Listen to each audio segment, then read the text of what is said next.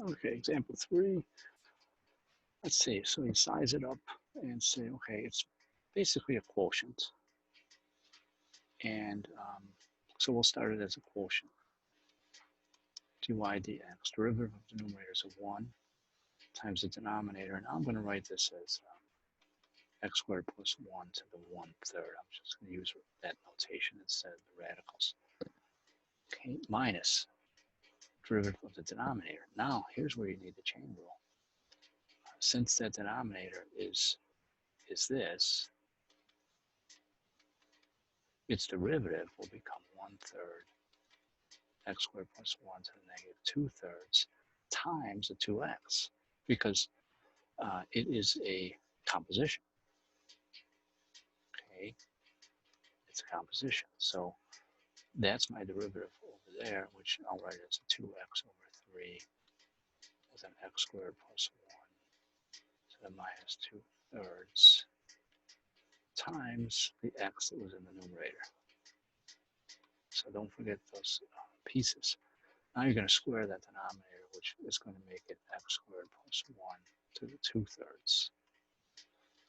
Okay, now let's see if we can get this simplified.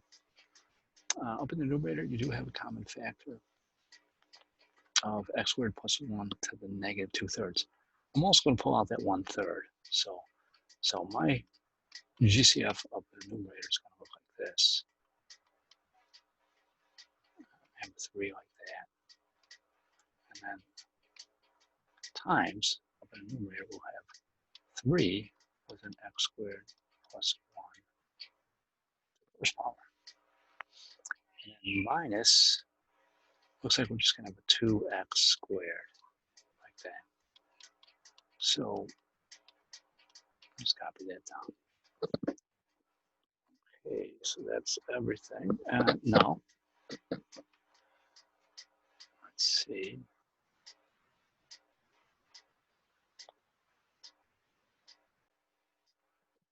Okay, so now we have to simplify this thing. So I'm going to bring down that -2/3 and bring it down here.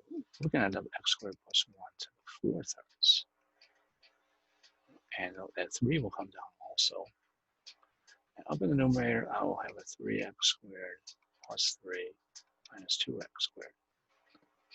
Okay, so I can finally write that as x squared plus 3 over 3 times an x squared plus 1 to the 4/3, like that. So that's about as best you can write it.